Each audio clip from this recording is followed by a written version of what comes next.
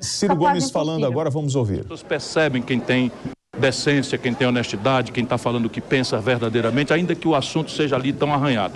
Nota tragicamente ruim para a democracia brasileira. O Lula e o PT estão acusando até a mim de conivência com o fascismo. Há jornalistas que desconsideram 42 anos de uma biografia limpa como a minha, de dizer que eu ando frequentando o terreiro da extrema-direita. Pois bem, o representante plenipotenciário do fascismo pelo Lula e pelo PT estava aqui. Levou pancada que só sabe boi fujão. Levou muita pancada de todos nós. E o campeão da democracia que fala contra o fascismo sentou. Ora, fascismo é uma coisa que a gente disputa na cabeça das pessoas. Bom, aproveitando, nós estamos acompanhando o Ciro Gomes saindo do debate que aconteceu nas dependências do SBT, lembrando que o Lula não participou, Bolsonaro foi o primeiro a sair, nossa equipe estava posicionando lá para pegar a fala do Bolsonaro, acabamos ouvindo um pouco mais do Ciro. E eu aproveito para falar, para analisar o debate presidencial realizado neste sábado. Eu gostaria de convidar o cientista político Rubens Figueiredo. Rubens, primeira pergunta que eu gostaria de fazer ao senhor é assim, o posicionamento do Ciro, ele é de esquerda, é de direita, é do centro? Você consegue esclarecer para a gente?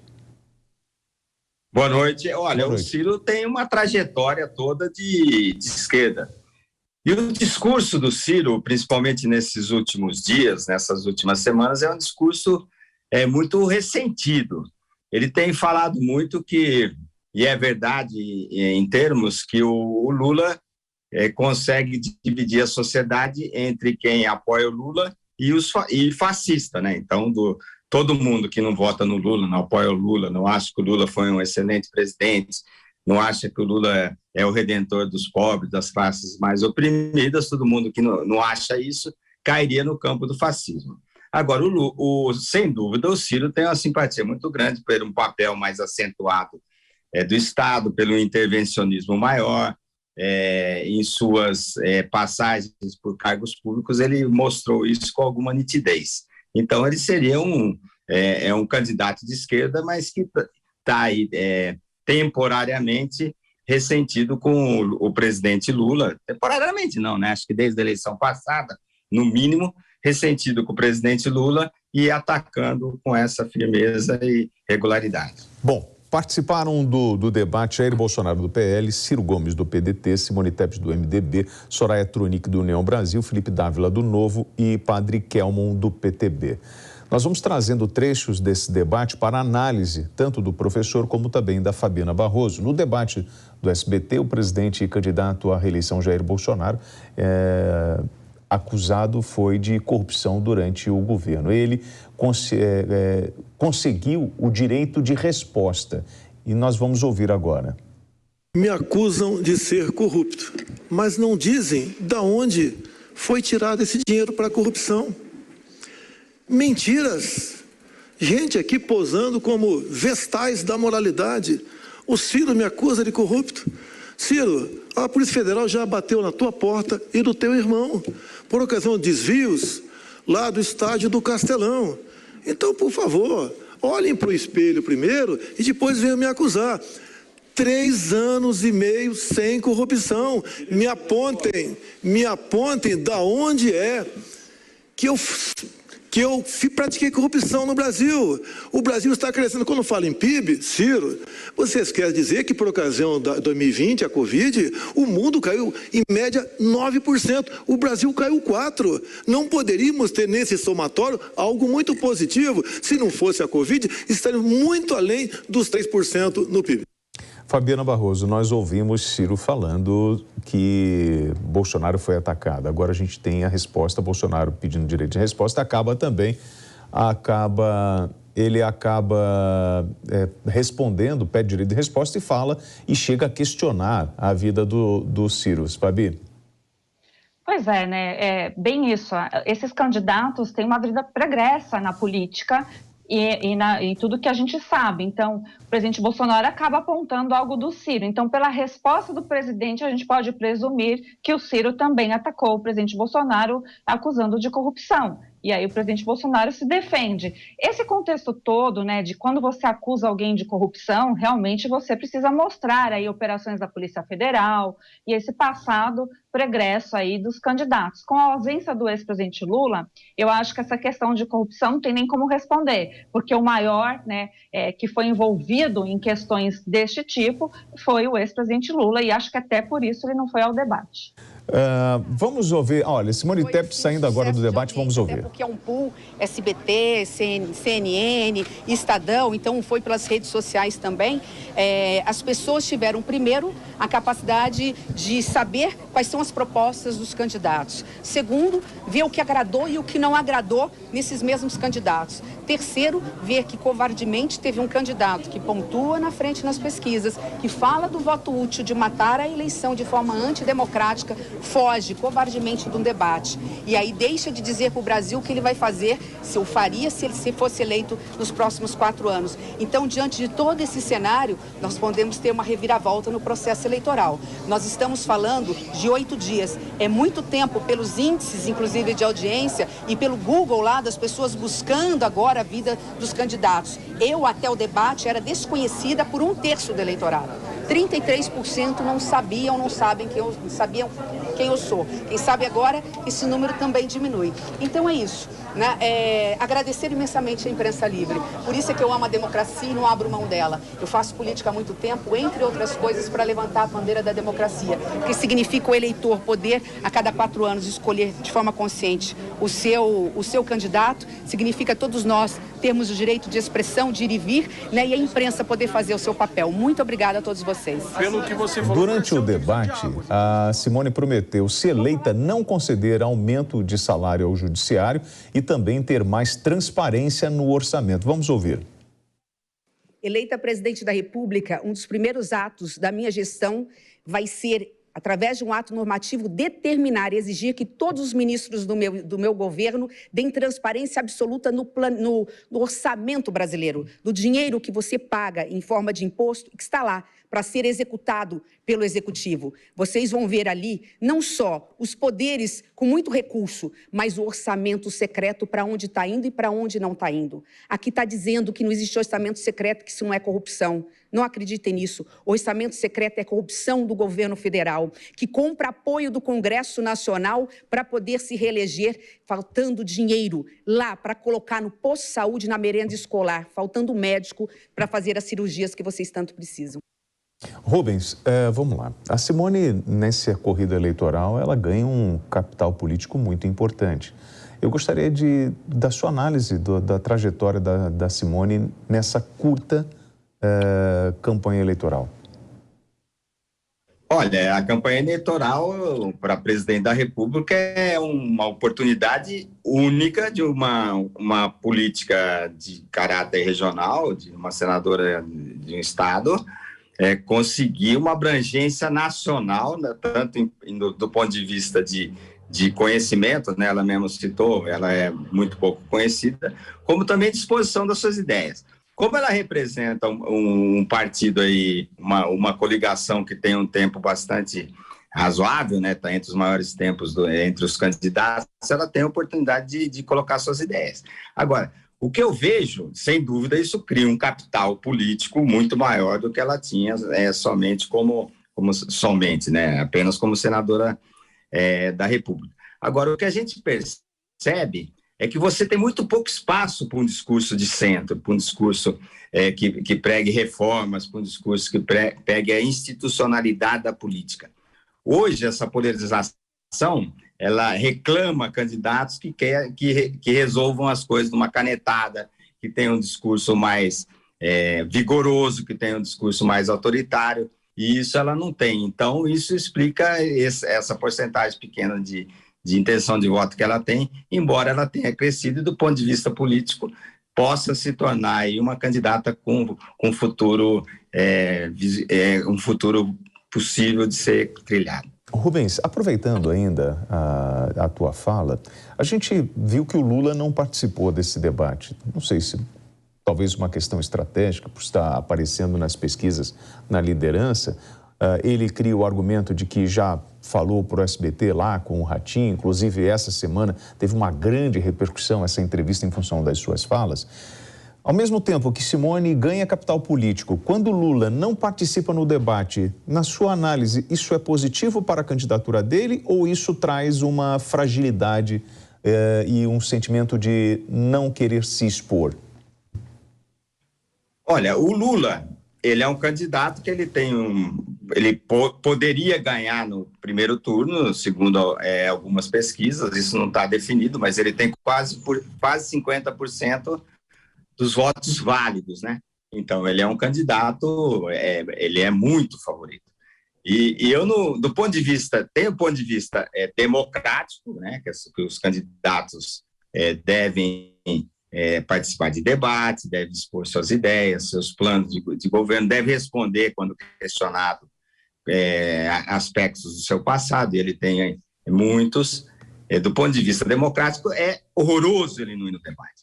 Agora, do ponto de vista estratégico, é razoável ele não ir, porque estou falando como uma estratégia de marketing político. Ele não teria nada a ganhar num debate como esse. Ele é um candidato que, aparecendo bem menos que o candidato Bolsonaro, que tem a rejeição, uma das mais altas que eu já vi para presidente da República, se não a mais alta, ele não teria muito a ganhar num debate onde certamente ele seria muito mais atacado do que foi. Naquela pergunta que você, naquela direito de resposta do Bolsonaro sobre a corrupção, o Bolsonaro errou feio. Ele não devia atacar o Ciro. Ele devia falar, o maior corrupto da história, esse discurso ele devia ter feito contra o Lula. Foi um estratégico muito grande. Mas eu acho que o Lula não perde. O eleitor do Lula está muito determinado, ele já decidiu que vai votar no Lula e que não vai votar em outro candidato, principalmente no Bolsonaro.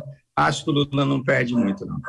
Fabiana Barroso, a sua análise sobre a ausência, sobre a fala de Simone e sobre a ausência de Lula.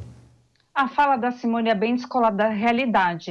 A gente vê um desconhecimento, por exemplo, do orçamento do Judiciário, que tem um orçamento independente. Embora precise da anuência do Congresso Nacional, ele é independente. Então, falas que não têm a ver com a realidade, costumeiramente estamos vendo na campanha da Simone Tebet. Em relação à ausência do ex-presidente Lula, a gente sabe que quanto mais o Lula fala, mais ele perde, porque ele tem falado absurdos. O último foi no programa citado aqui do Ratinho, onde ele ofendeu grande parte aqui da população dos paulistas do interior. Então, essas falas também parecem bem com um discurso de ódio bem forte em relação a eleitores, a planos que ele não tem, nem apresentou um plano de governo. Eu acho que ele tem muito a perder. E a questão corrupção, realmente ele fica sem saber o que responder, a não ser quando ele é entrevistado por pessoas conhecidas como William Bonner, como aconteceu no Jornal Nacional.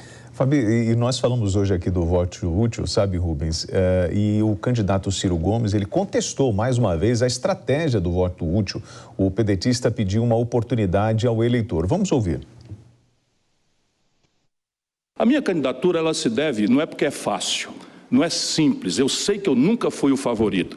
Eu, em 2018, estava dizendo ao povo brasileiro, pedindo a Deus, como faço hoje, que ilumine a minha palavra. Olha, a solução para a corrupção generalizada do PT no governo e para a mais grave crise econômica da nossa história, que foi produzida pelo Lula e pelo PT, não é votar por negação no Bolsonaro. O Bolsonaro não tem experiência, não tem vivência e está sendo empacotado como um moralizador que nunca foi. Estou aqui dizendo ao lado dele, não quero fazer disso ofensa pessoal.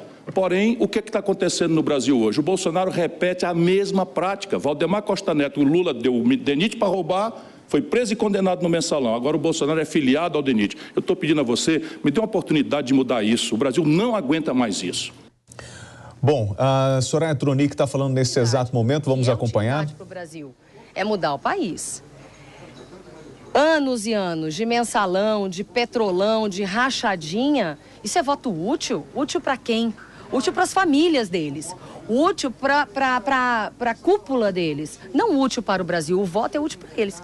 E o que eu tenho conclamado aqui, nós precisamos tomar uma atitude nesta semana e não permitir que isso aconteça. Porque até a primeira jornalista que reclamar para mim, eu vou falar, eu avisei, vocês não podem fazer isso. Vocês não podem deixar que essa tese prospere, gente. Pelo amor de Deus, o Brasil tem opção, tem candidatos. Nós estamos aqui, nossa candidatura, que foi muito colocada em dúvida, está aqui, está no chão, tem proposta. Nós temos como transformar esse país, temos que cuidar das contas. Nós acreditamos e a gente abraçou a proposta 4 anos atrás, estamos nos bastidores, eu e Sintra. Foi secretário da Receita do governo Bolsonaro. Quantas pessoas boas temos? Paulo Webel, Salim Matar, todo mundo abandonou. Por quê? Porque ele abandonou as bandeiras, ele abandonou o povo brasileiro. E o brasileiro tem que saber disso. Então, nós falamos de cátedra dessa situação. Agora, nós precisamos fazer alguma coisa e não permitir, primeiro, que Lula, que sequer compareceu à entrevista de emprego, ganhe, tenha a sua carteira assinada pelos brasileiros. É uma vergonha. E agora essa outra situação, idem, né? Bom, vamos lá. Rubens Figueiredo, primeiro nós temos a fala do Ciro sobre o voto útil, Simone também defendendo, olha, nós estamos aqui, campanha na rua, pé no chão, nós somos uma oportunidade. A sua análise sobre toda essa temática do voto útil. Olha, primeiro, você colocar a corrupção como o principal aspecto de preocupação do brasileiro, isso não está correto, né? Quando você vê as pesquisas, você verifica que existem assuntos, temas muito mais importantes, relevantes no dia a dia da população. Pra você ter uma ideia, 51% dos eleitores brasileiros têm uma renda de menos de 2 salários mínimos, renda familiar. Então, o tema corrupção, a questão da corrupção, o problema da corrupção, que é gravíssimo, passa longe do dia a dia desses brasileiros. E se corrupção fosse realmente o problema, o Lula não estaria em primeiro lugar. Então, isso me espanta, essa insistência, né? Foi um debate até meio chato. Primeiro que você espera o Lula e vem o padre Kelman, né? No lugar do Lula. E depois porque fica um debate que a cada metade de resposta, a última metade é sobre corrupção. E o voto útil, eu acho que realmente no primeiro turno é um exercício para a pessoa votar naquele que ele acredita que é o melhor. Quer dizer, não tem necessidade de se acabar a eleição no primeiro turno porque o Lula tem que ganhar, porque vai dar problema. O eleitor tem que expressar a sua vontade livremente nesse cardápio de opções que nós temos, votar em quem ele achar que representa melhor aquilo que ele espera de política pública e de caminho para o Brasil. Eu acho que eles, com razão, tanto a Soraya como o Ciro, e a Simone também, eles se insurgem contra essa tese do voto útil, que não é o caso nesse momento.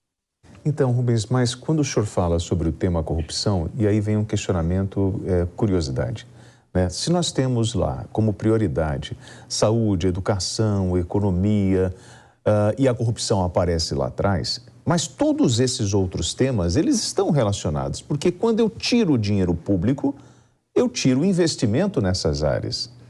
É falta de conhecimento do povo brasileiro? Uma eleição, ela é sempre muito simbólica, né? Os aspectos que povoam aí o discurso dos candidatos são muito simbólicos. Se você pegar, por exemplo, é lógico que as coisas estão interligadas, né? Mas o Brasil não está mal só pelo dinheiro que rouba, pela corrupção, está mal porque tem uma estrutura estatal pesada, está mal porque alguns funcionários do poder público ganham muito, vai mal porque o nosso sistema tributário é injusto, ao invés de distribuir, ele concentra, vai mal porque a nossa previdência também é concentradora de renda. Então, é um conjunto de problemas que você dificilmente explica para uma população que você tem níveis muito variados de capacidade de entendimento, de escolaridade, e esse discurso ele precisa ser resumido em alguns aspectos, né? O Lula, o que resume o discurso do Lula? Olha, eu olho para os pobres, eu criei o Bolsa Família, no meu tempo as pessoas consumiam, no meu tempo famílias, integrantes de famílias pobres estudaram na universidade pela primeira vez. Esse é o pacote que ele embrulha o seu discurso.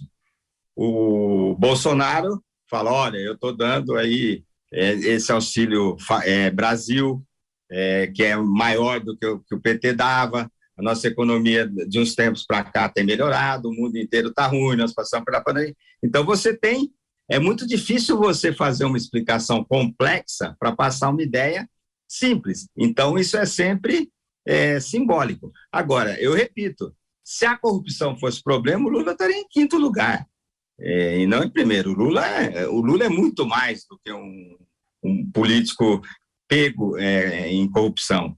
O Lula ele é meio um ex-presidente, um candidato ídolo. Ele se elegeria preso em Curitiba, segundo as pesquisas de abril de 2018. Então, ele realmente não é um político, vamos colocar entre aspas aí, normal. Eu acho que você ficar batendo no tema corrupção uma semana antes da eleição, eu acho que é chover no molhado. Bom, e aí, Fabiana Barroso, como o eleitor brasileiro, lidar com o político e separar o que é técnico e o que é popular, o que é prejudicial para a nação e o que é ilusão? Bom, no exemplo que nós temos aí dos 2 candidatos líderes, nós temos uma história que foi contada por eles mesmos, então, pelos resultados. Pega-se o governo Bolsonaro e os governos petistas que foram, dá para dizer também dos governos Dilma.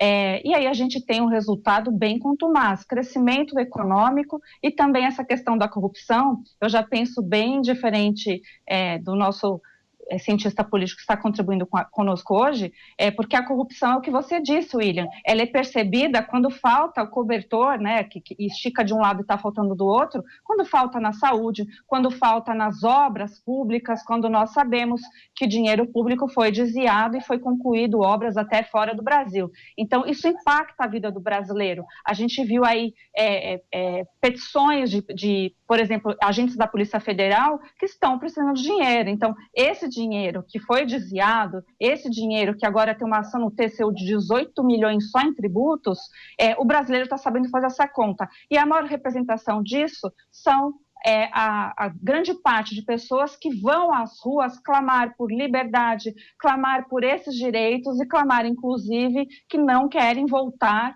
para esses anos todos de governos esquerdistas. Fabiana Barroso, comentarista PAN, eu queria agradecer também o cientista político Rubens Figueiredo. Rubens, obrigado aí, o tempo é curto, o papo estava ótimo.